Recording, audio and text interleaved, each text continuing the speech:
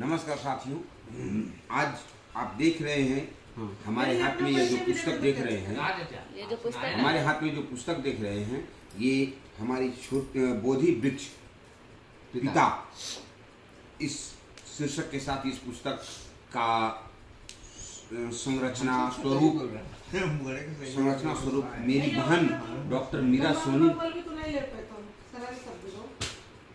आप अपने हिसाब से बोलिए तो ज़्यादा अच्छा रहेगा। जो कि केसीबी कॉलेज बेड़ो में सहायक प्राध्यापिका हैं और हिंदी विभाग में इनका योगदान लिया जा रहा है और उन्होंने यह अपनी 5वीं पुस्तक का लोकार्पण आप सबों के बीच प्रकाशन आप सबों के बीच किया है, जिसमें बोधि वृक्ष नाम की ये पुस्तक आप प्रत्येक व्यक्ति के जीवन में पिता का क्या मोल है, पिता का क्या अहमियत है, पिता का क्या रोल है, यह दर्शाता है।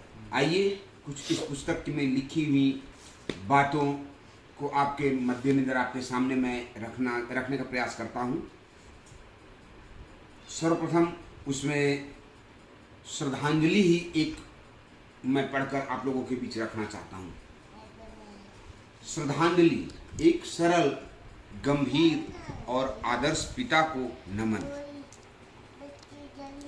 कुछ रिश्ते शब्दों से नहीं संवेदनाओं से लिखे जाते हैं।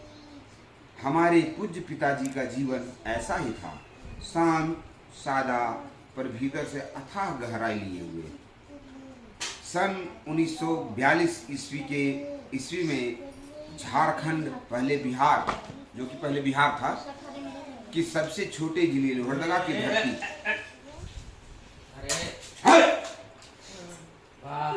1942 ईस्वी में झारखंड, आज की झारखंड जो पहले की बिहार की धरती थी, बिहार के सबसे छोटे जिले लोहरदगा की धरती पर, जहां उन्होंने रघुनी साहू एवं कमला देवी माता की एक बड़ी बहन, बड़े भाई और 3 छोटे भाई बहनों के बीच, मतलब कुल मिलाकर 6 संतानों के बीच तृतीय संतान के रूप में कृष्णा प्रसाद, बचपन का नाम नानहू, माता पिता बड़े प्यार से लिया करते थे। नानहू माता पिता द्वारा दिया गया नाम, ये संयुक्त परिवार में जन्म लिया। इनके पिता एक व्यापारी एवं सोने के कारीगर थे, पर कारीगरी के पैसे से कम मिलने की वजह से इनके पिता को परिवार चलाना बड़ा मुश्किल था। साहूकार परिवार के कारण उन्हें बचपन से ही पारिवारिक जिम्मेदारियों का सामना करना पड़ा। जिम्मेदारी के साथ अपनी प्राथमिक शिक्षा लोहरदगा मिडिल स्कूल और उच्च प्राथमिक शिक्षा शहर के ही टॉप विद्यालय नदिया हिंदी उच्च विद्यालय लोहरदगा से प्राप्त की। आगे कॉलेज की पढ़ाई स्थानीय बलदेव साहू महाविद्यालय लोहरदगा से हुई। उस समय के अनुसार एक विशिष्ट उपलब्धि बीए की उपाधि प्राप्त करना यह दर्शाता है कि शिक्षा के प्रति उनका समर्पण कितना मजबूत था। ऐसे दौर में जब पढ़ाई का सपना भी हर किसी के लिए संभव नहीं था, कॉलेज की शिक्षा के तुरंत बाद इनको लोहरदगा के नगरपालिका में टैक्स दरोगा की नौकरी मिली, जिससे पारिवारिक जिम्मेदारियां का निर्वहन किया।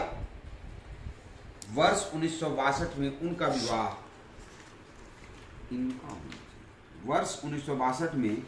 विवाह उनकी जीवन संगिनी हमारी माताजी स्वर्गीय वीणा देवी, उनके साथ जीवन के हर उतार चढ़ाव में छाया सी रही।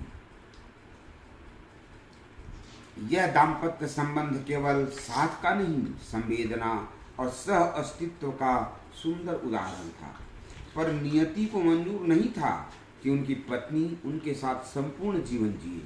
अतः ईश्वर ने उन्हें कम उम्र में ही अपने पास बुला लिया। जिसके कारण छोटे बच्चों के पिता ने ही मां बनकर पालन पोषण किया। पिताजी की संतानों की संख्या 5 थी, 3 पुत्र और 2 पुत्रियां, पर उन्होंने कभी भेद नहीं किया। अपने जीवन में उन्होंने लड़के और लड़कियों को समान अवसर दिए, समान उपलब्धि दी और साथ ही साथ समान मान्यताएं दी गई। उनके लिए संतान का अर्थ था, उनके लिए संतान का अर्थ था जिम्मेदारी, प्रेम और समान स्नेह। वही स्नेह अंतिम क्षण तक अपने भाई बहनों, बच्चों, नाती पोतों सहित सारे सगे संबंधियों को दिया। सन 2000 में पिताजी अपनी नौकरी से सेवानिवृत्त हुए। माँ के बाद पिता की संतानों के प्रति जो जिम्मेदारी थी वो उन्हें माँ सा बना दिया। जिम्मेदारियों के तहत उन्होंने बच्चों को पढ़ाया और सफल नागरिक बनाया। सन 2024 के 29 अगस्त एकादशी के दिन गुरुवार को प्रातः 6:15 में वे हमेशा के लिए मूक और चिरंतर निद्रा में चले गए।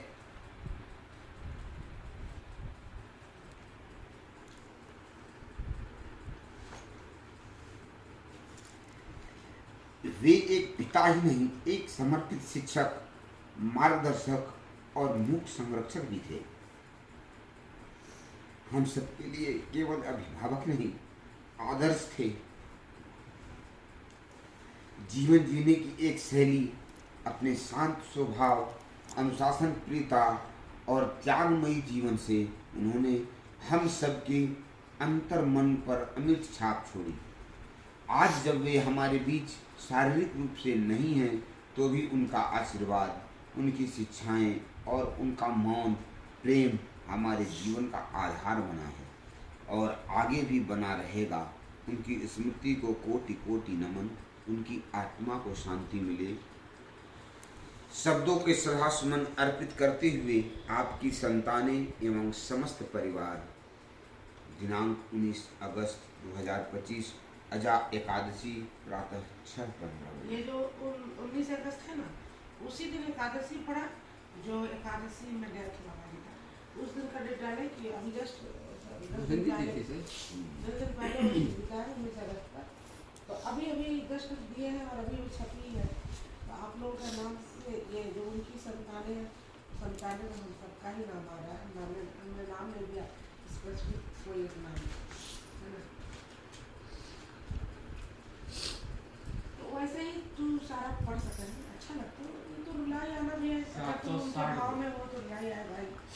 लेकिन अगर तुम उससे कुछ लेना चाहते हो कि आखिर जरूर कुछ ना कुछ तुमको मिलेगा यहाँ से। हमको याद है ना भैया, हम लोग तो ज़्यादा ही